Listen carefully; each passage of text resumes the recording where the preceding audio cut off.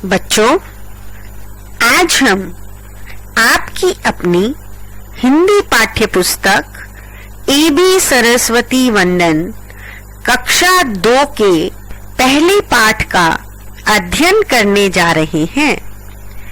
यह पाठ एक कविता पर आधारित है जिसका शीर्षक है सीख। बच्चों, इस पाठ में हम सीखने जा रहे हैं कि संसार के सभी प्राणियों की रक्षा करने वाले एकमात्र ईश्वर हैं। वे संसार के कण कण में रहते हैं। हमें स्वार्थ और घमंड का त्याग कर मानवता के समभाव से रहते हुए सत्य और न्याय का संसार में विस्तार करना चाहिए। तो आइए बच्चों, इस कविता के माध्यम से हम यह जानेंगे कि सभी संसार के प्राणियों की रक्षा करने वाले ईश्वर हैं जो संसार के हर कण में रहते हैं। अतः हमें हमेशा स्वार्थ और अभिमान को छोड़ करके मानवता की रक्षा के लिए इस संसार का विस्तार करना चाहिए। तो आइए शुरू करते हैं अपनी कविता का पहला पद्यांश। सकल जगत के हे रखवाले, सबका पालन करने वाले, जीवन नैया खेने वाले, मन मंदिर के दीप निराले। इन पंक्तियों में कवि ने ईश्वर को संबोधित करते हुए कहा है कि ईश्वर हमारे कैसे हैं। हमारे ईश्वर सकल जगत के रखवाले। कवि ने यहाँ ईश्वर को संपूर्ण संसार के रखवाले ऐसा कहकर संबोधित किया है कि हे संसार के, समस्त संसार के रखवाले, सबका पालन पोषण करने वाले, सबकी जीवन रूपी नैया को पार लगाने वाले और हर मन के मंदिर के दीपक के रूप में हर मनुष्य के मन में विराजित रहने वाले निराले ईश्वर को मैं प्रणाम करता हूँ। अगली पंक्तियां। तुम ही बसे हो जल में थल में, तुम ही महकते फूल और फल में, दुख में तुम ही सहारा देते, मन का अंधकार हर लेते। इन पंक्तियों में कवि कहना चाह रहा है कि हे ईश्वर, तुम ही इस पृथ्वी के जल में, थल में, सभी जगह तुम बसे हुए हो। और कहाँ बसे हुए हो? महकते फूलों में, मीठे मीठे फलों में। मनुष्य के दुख में आप ही उसका सबसे बड़ा आश्रय हो, सबसे बड़ा सहारा हो।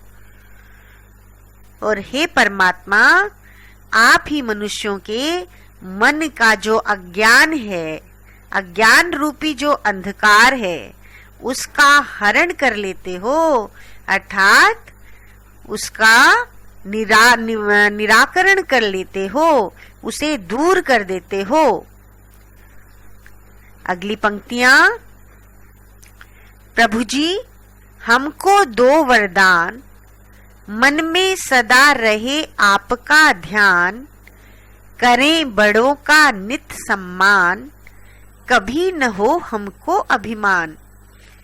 इन पंक्तियों में कवि प्रभु की प्रार्थना करते हुए कह रहे हैं कि हे प्रभु जी, हमें आप ऐसा वरदान दीजिए कि हमारे मन में सदैव आपका ध्यान रहे। हम हमेशा अपने से बड़ों का सम्मान करें और हमें अपने किसी भी गुण पर अभिमान न हो, घमंड न हो। अगली पंक्तियों में देखते हैं कि कवि अपनी प्रार्थना में क्या कह रहे हैं। सदा सत्य की राह चलें, पग से स्वार्थ भाव कुचलें, मानवता से प्यार करें, नीति न्याय का विस्तार करें।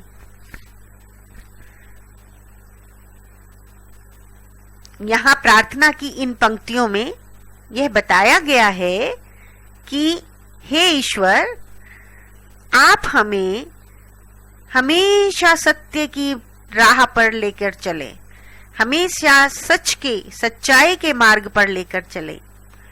हमें इतना विवेकी बनाए, हमारे अंदर इतना ज्ञान दें कि हमारे अंदर उत्पन्न स्वार्थ के भावों को हम अपने ही पैरों से कुचल डालें और हमारे अंदर इतना प्रेम भाव भरे कि हम मानवता से सदैव प्यार करते रहें।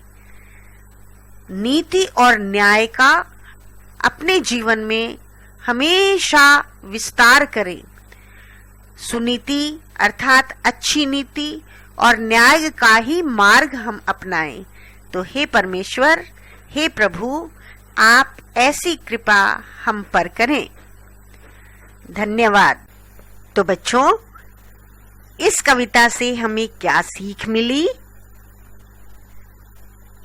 हाँ, इस कविता से हमें यह सीख मिली कि सब का रखवाला एक ईश्वर ही है, इसलिए हमें सदैव ईश्वर का ध्यान करना चाहिए।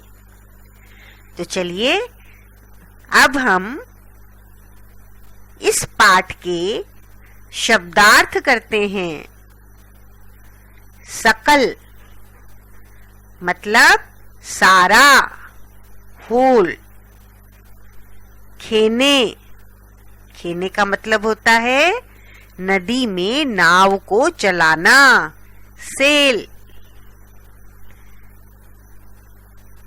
नित, नित का मतलब होता है हमेशा, ऑलवेज। मानवता,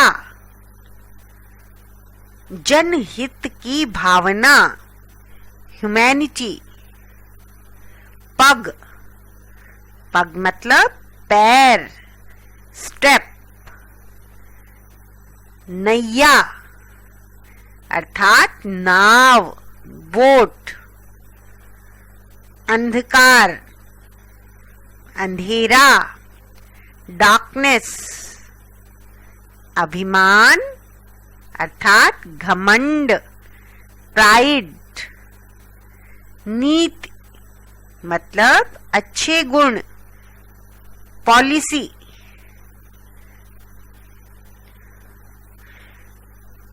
आइए बच्चों, अब हम पाठ के मौखिक अभ्यास कार्य को करेंगे। जैसा कि आपने पाठ को पढ़ा, तो सोचिए और बताइए। इस प्रश्न के अंतर्गत आपके पास 3 प्रश्न हैं और इन तीनों प्रश्नों में पहला प्रश्न है, इस कविता में बच्चे किससे वरदान मांग रहे हैं? बताइए। हाँ, इस कविता में बच्चे ईश्वर से वरदान मांग रहे हैं।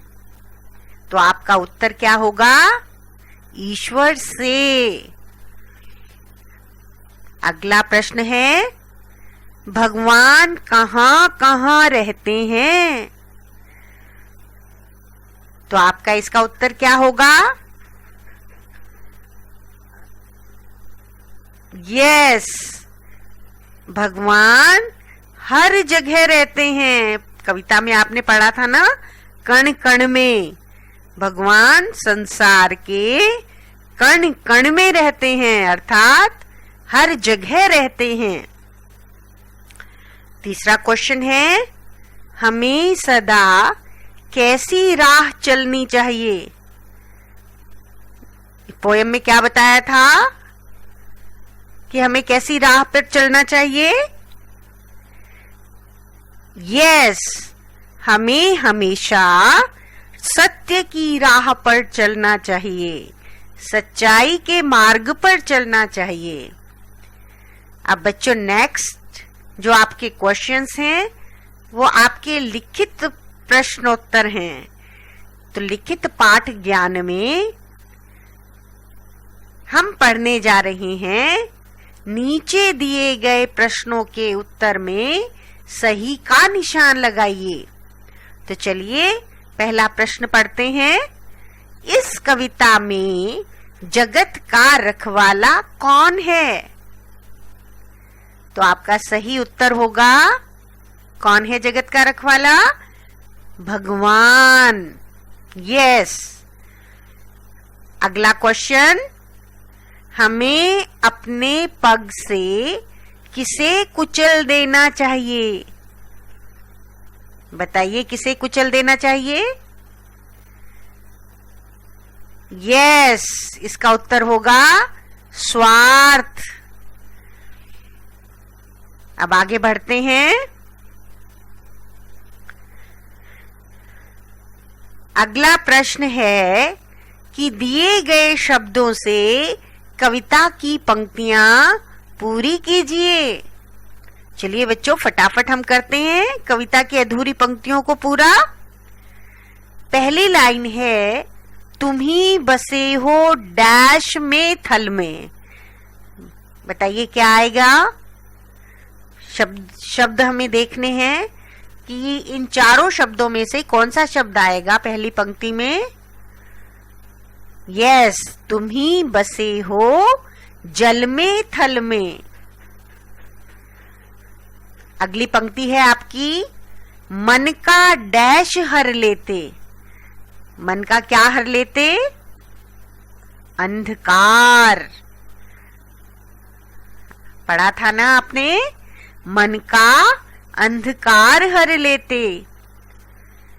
अगली पंक्ति, सदा डैश की राह चले। कौन सी राह पर चलना चाहिए? सदा सत्य की राह चले। तो यहां इस पंक्ति को हम सत्य के माध्यम से पूरा करेंगे। अगली लाइन है आपकी, जीवन नैया डैश वाले। जीवन नैया को खेने वाले। तो इसमें क्या आएगा? खेने, यानी जीवन नैया को चलाने वाले, पार करने वाले। तो बच्चों इस तरह से हमने प्रश्न नंबर 1 और प्रश्न नंबर 2 किया। आगे के अभ्यास आप स्वतः करने का प्रयास करेंगे। धन्यवाद।